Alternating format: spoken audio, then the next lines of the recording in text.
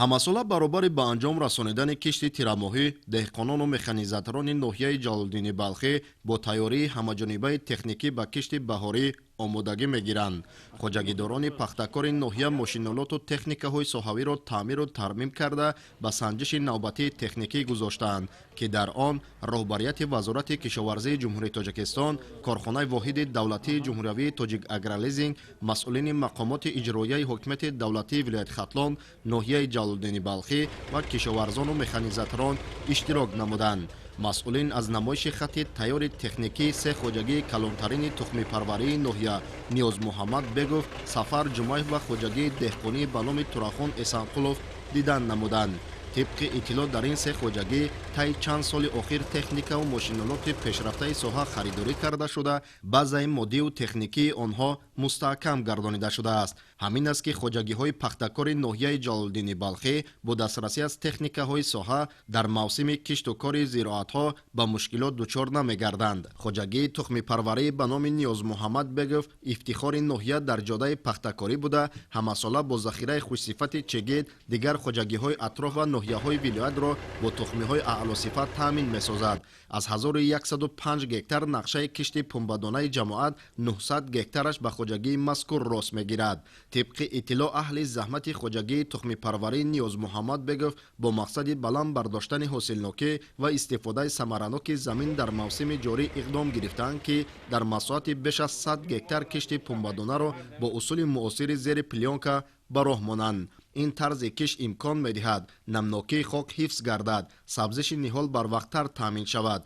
علف‌های بیگانه کمتر رشد کند و حاصلناکی افزایش یابد. با دسترسی تکنیک‌های معاصر ساحه، اهل زحمت خوجگی مذکور همساله حاصل فراوان برداشته در اجرای دورنمای استحصالی سهم مناسب می‌گذارند. بهر هوسمندگردانی مکانیزاتورانی که فعالیتشان نظررس ارزیابی می‌گردد، از جانب رهبریت خوجگی با تحفه‌ها قدردانی کرده شدند. خوجگی تخم پروری سفر جمعیف طول 10 سالها فعالیت نظررس داشته، از حساب استحصال اشیاء خام پخته در مقیاس ولایت ختلان موقع خاصه دارد. اهل زحمت خوجگی در نتیجه مهنت صافدلانه به زمین همساله در برابر استحصال پخته از حساب دیگر زراعت‌ها نیز بازارهای کشور را با محصولات گوناگون کشاورزی تامین می‌نماید.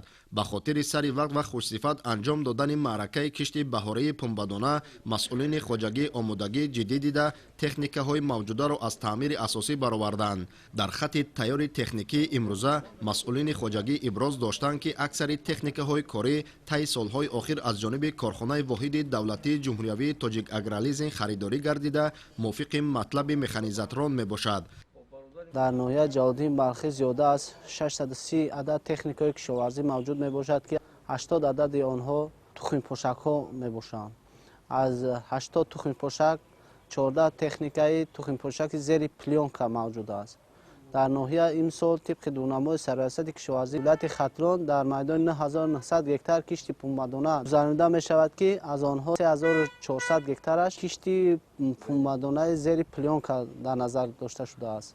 طور مشاهده می‌گردد تکنیک‌های وارد گردیده هنگام کشت و کار در یک وقت می‌توانند چند عمل را انجام دهند و کار خوجگیداری را به مراتب آسان نمایند. موافق معلومات‌ها امسال در ناحیه جلالدین بلخی در مساحت 9900 گکتار کشت پنبه‌دانه گذرانیده می‌شود.